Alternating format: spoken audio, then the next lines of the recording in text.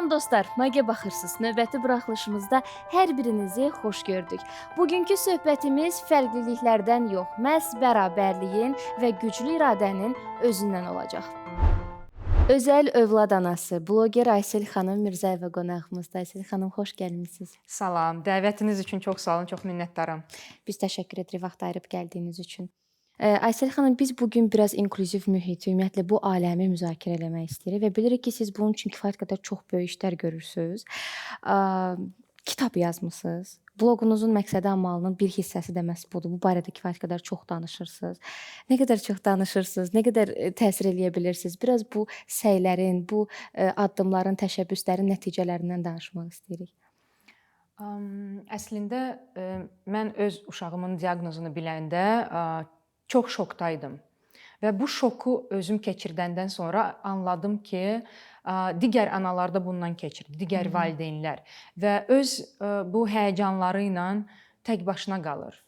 Bunu dərk eləyəndən sonra mən başa düşdüm ki, birincisi bunu paylaşmaq önəmlidir. Başa düşmək lazımdır ki, onlar yalqız deyillər də bu problemlə birlikdə. Digər insanlar da eyni problemdən keçirlər. Eyni o hisslərdən keçirlər və mən onlara dəstək kimi olmaq üçün Azərbaycanda ilk özəl valideynlərin dəstək qrupunu təsis elədim. Artıq 2 ildən çoxdur ki, qrupumuz fəaliyyət göstərir. Psixoloqla görüşürük, yoga müəllimləri ilə görüşürük, bir neçə konfranslara dəvətliyik. Mənim analarıma bu konfranslara giriş ödənişsiz təşkil olunur və özünüz siz necə də qeyd etdiyiniz kimi kitab yazmışam. Bu silsilədən birinci kitabdır.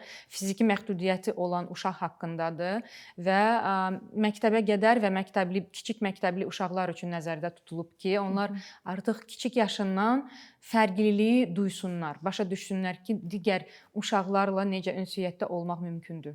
Bloqunuzda nə qədər aktivlik göstərir cəmiyyət, tamaşaçılar, auditoriyanız kimlərdir? Necə reaksiyalar alırsınız? İnternet, Instagram qrupunda 400-dən çox özəl ana var artıq və onlardan başqa digər normatipik uşaqların valideynləri də onlar da paylaşır, onlar da öyrənir.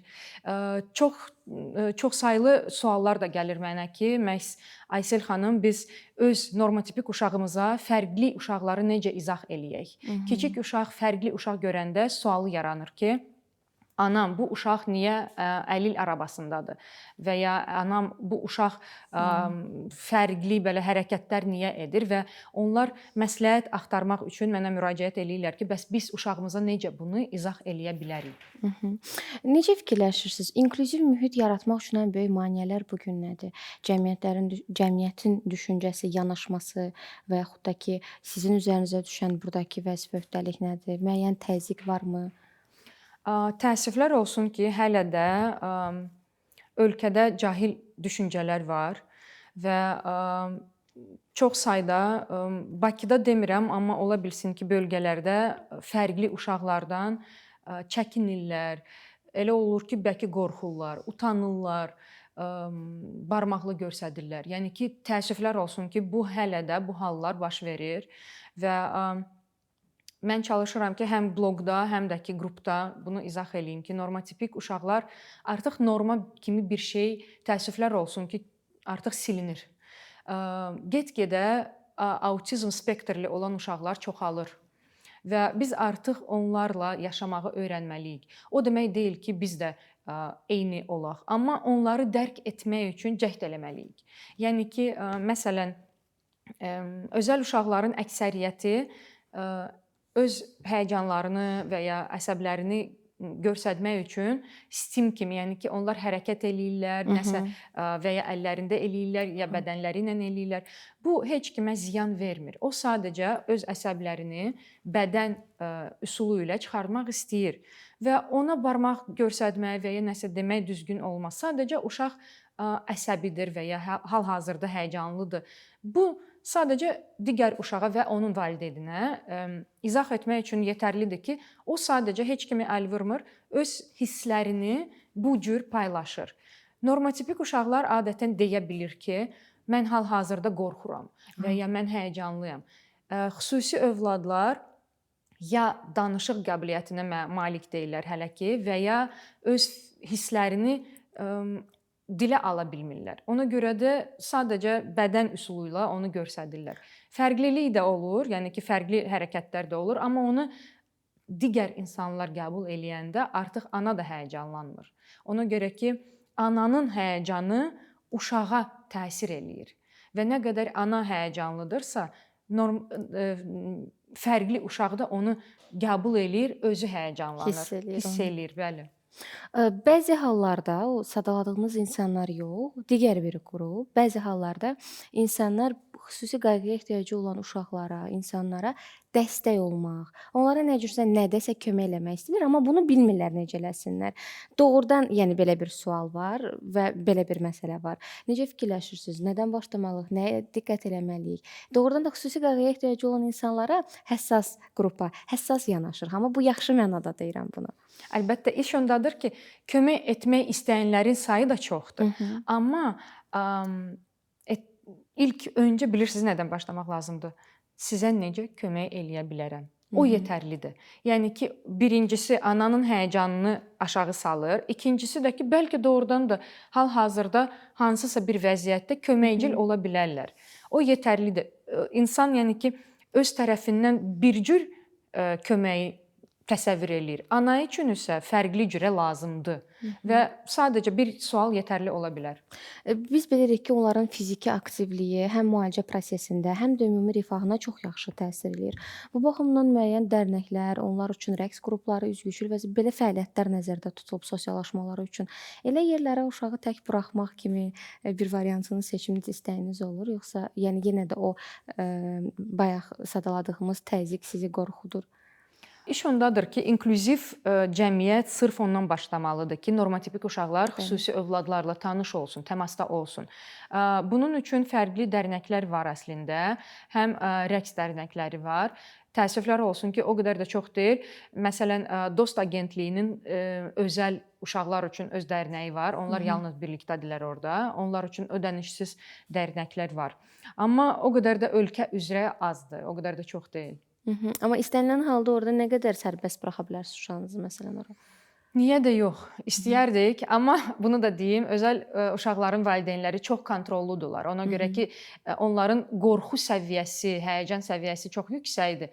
Onlar uşaqlar haqqında o qədər narahatdılar ki, heç yerə tək buraxmaq istəmirlər. Özləri qorxurlar ki, kimsə incidər. Yeganə qorxumuz ondan ibarətdir ki, kimsə uşaqlarımızı incidə bilər. Bu qorxu, bu kontrol eləmək istəyi hər şey uşağın üzərində müəyyən təzyiq yaratmayacaq Yaradır, bəli.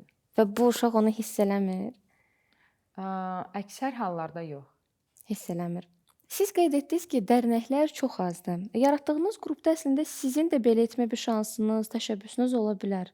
Yox, fikirləşmisiniz heç bu barədə? Uşaqlar üçün? Bəli.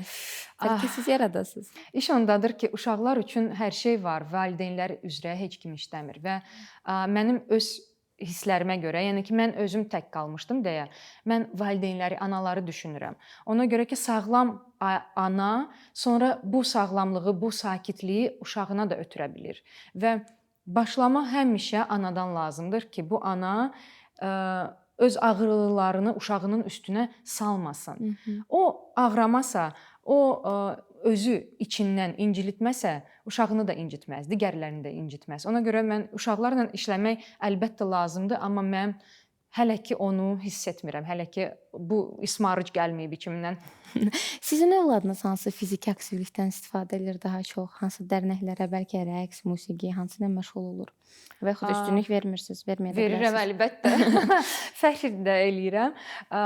Maqsud oğlum, deməli o həm musiqi çalır, həm üzgüçülüklə məşğul olur, həm də ki, nə bilim belə xüsusi övladlar üçün deməli müalicəvi idman növləri var. Onunla da məşğul olur.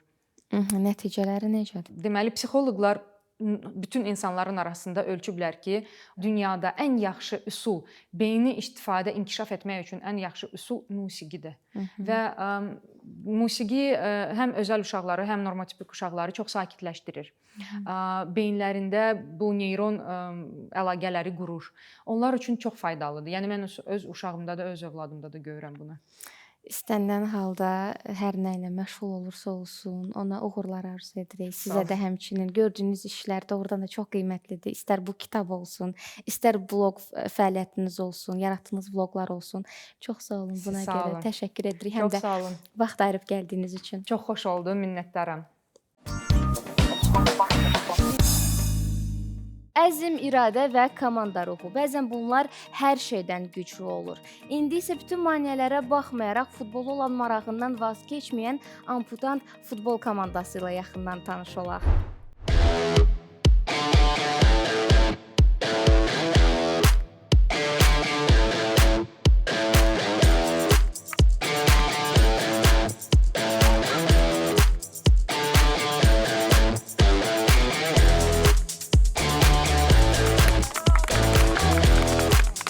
Bəzən insanın gücü qazandığı qələbələrlə yox, ayağa qalxdığı anlarla ölçülür.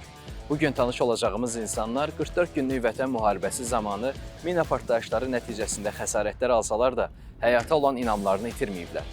İndi isə onlar amputat futbol komandasında bir araya gələrək göstərirlər ki, əsl iradə heç bir maneə tanımır. Gəlin onların həyat mübarizəsinə və futbolla yenidən qazandıqları ümidə birlikdə şahid olaq.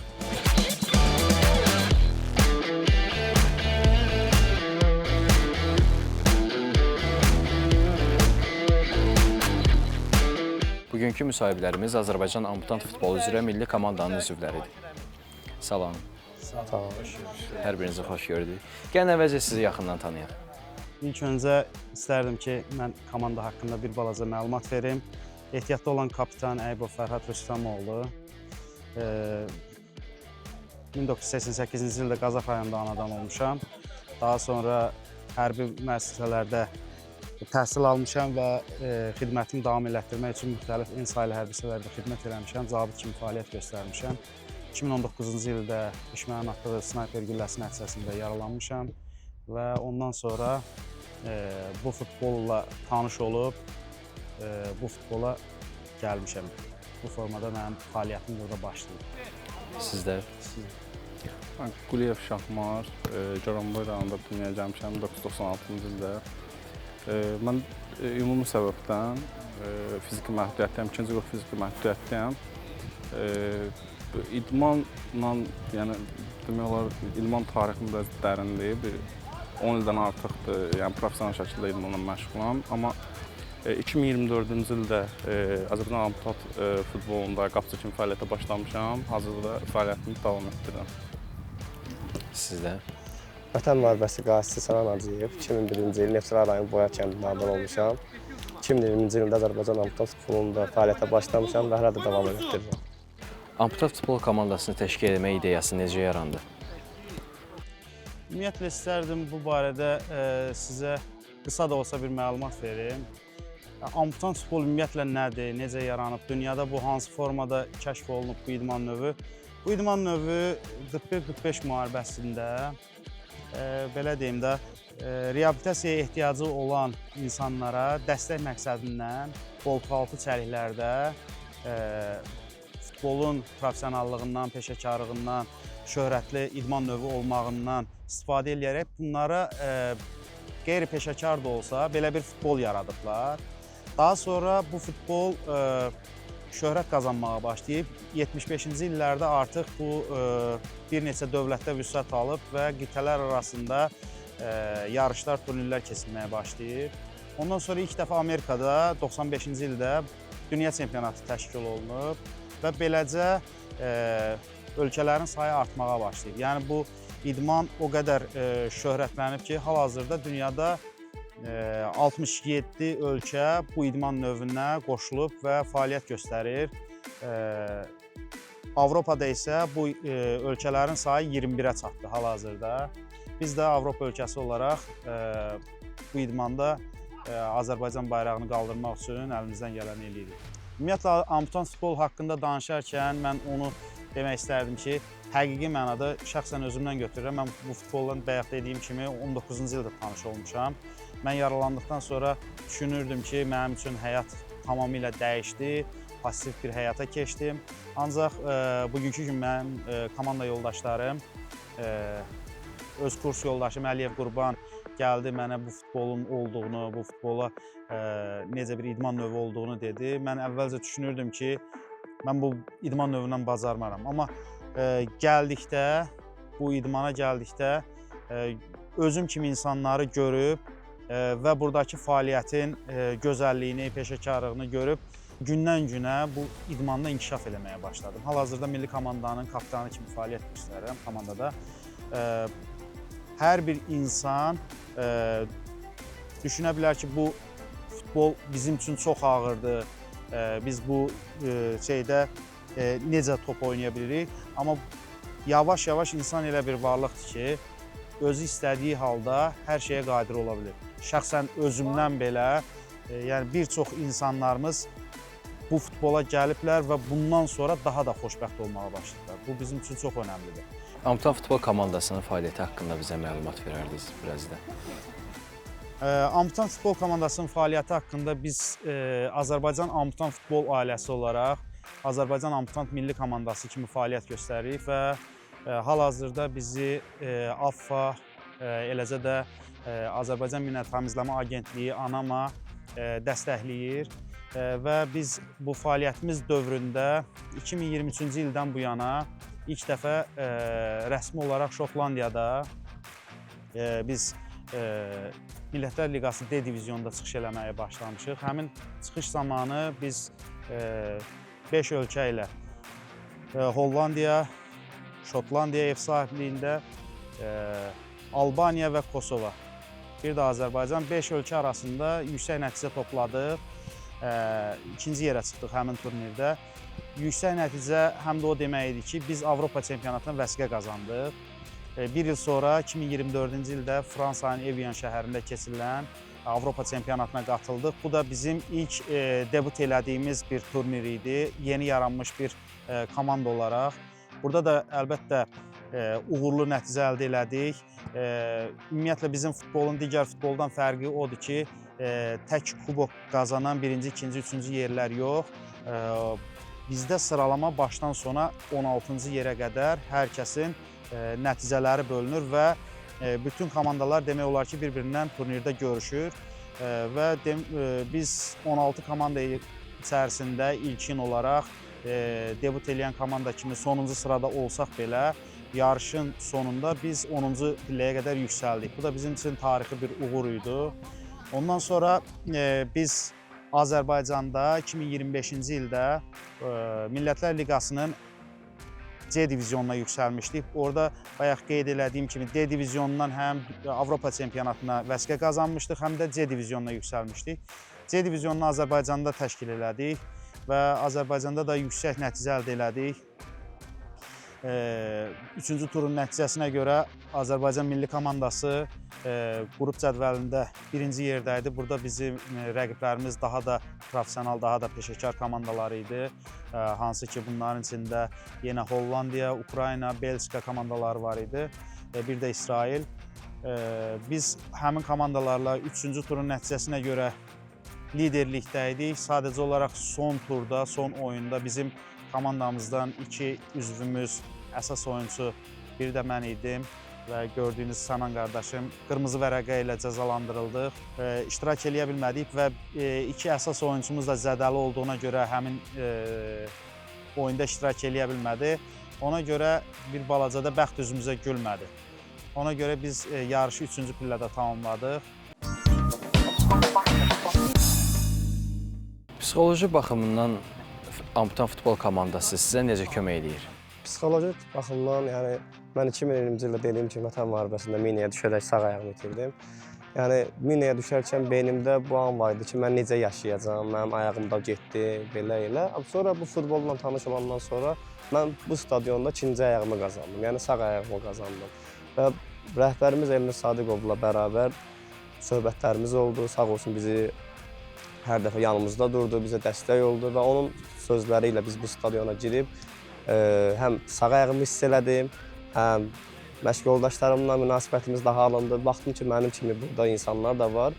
Burada bizim ən böyük məqsədimiz Fərhad abimizin də dediyi kimi bizi kimi insanları psixologiyaya yox, burada daha da yaxşı nəticələr qazanmaq, bizə qoşulub bizdən daha böyük imzalar atmaqdır. Psixoloji baxımdan Amtant futbol komandası bizə çox müsbət təsir göstərir həqiqətən də. Bütün biz yox, bütün heyət bunu həqiqətən təsdiqləyər. Bayaq da qeyd elədiyim kimi idman keçmişim 10 ildən artıqdır professional şəkildə. Başqa növdə idim, travmalar, müəyyən fiziki durumlarımla bağlı artıq kənarlaşmışdım. Amtat yığma komandasına daxil olmağımda elə ən böyük səbəblərindən biri burada olmasa da qardaşlar bilir, qeyd etmək istəyirəm adını. Hüseyn var, mənim uşaqlıq dostumdur. O da Vətən müharibəsi qazisidir. O öncədən Amtat komandasının heyətində müdafiəçi kimi çıxış eləyib. Yəni böyük səbəblərindən biri, əsas səbəblərindən biri komanda ilə tanışlıq səbəblərindən biri, yəni onu Hüseyni qeyd etmək istəyərdim ki, onun sayəsində olub. Ondan sonra sağ olsun Fərhad qardaşımız, qapanımız böyük səylərin nəticəsində travmalarımızı bərpa eləyib, özümüzü yoxlamaq istəmişik. 24-cü ildən fəaliyyətə başlamışıq. Əlavə olaraq onu demək istəyirəm ki, bizlərə bugünkü gün amputant futbol üçün onu qeyd edeyim ki, bir qolu olmayan və yaxud məhdud olan şəxslər, anadan gəlmə, sonradan qəza ilə və yaxud qazi kimi olan şəxslər bizdə qapısı kimi fəaliyyət göstərir. Bir ayağı olmayan şəxslər isə futbolçu kimi fəaliyyət göstərir. Yəni, əgər məhdudiyyət 2 ayaqda varsa, bizim üçün həmin şəxs yenə də bizim başımızın tacıdır, gələ bilər, bizə qoşula bilər. Sadəcə bu idmanda bir ayaq yoxdursa, digər orqanlar hamısı fəaliyyəti yerində olmalıdır ki, bizimlə bir yerdə futbol oynaya bilsin. Bir qolu olmayan şəxslər də qapısı kimi fəaliyyət göstərə bilər. Sizin qeydiniz? Mən qeyd edəcəyim odur ki, həm kapitanımızın, həm qapıçımızın sözünə qüvvət. Odur ki, psixologiyaya qapılıb evdə oturmasınlar, gəlsinlər bizə qoşulsunlar, bizdən daha böyük imzalara böyük atar.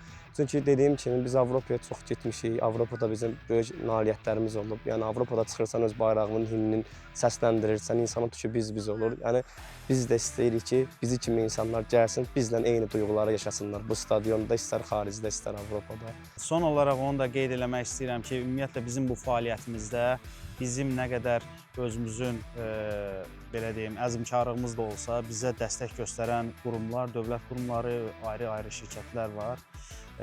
Bunların da hal-hazırda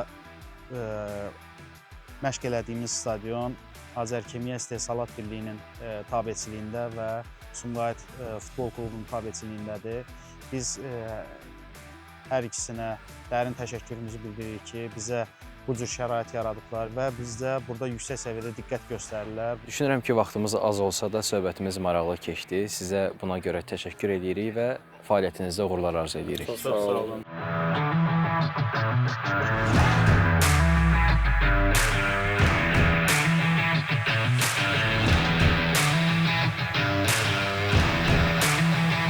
İnsanı güclü eləyən təkcə fiziki imkanları deyil, onun iradəsi və həyata daha sıx sarılaraq yenidən başlamaq cəsarətidir.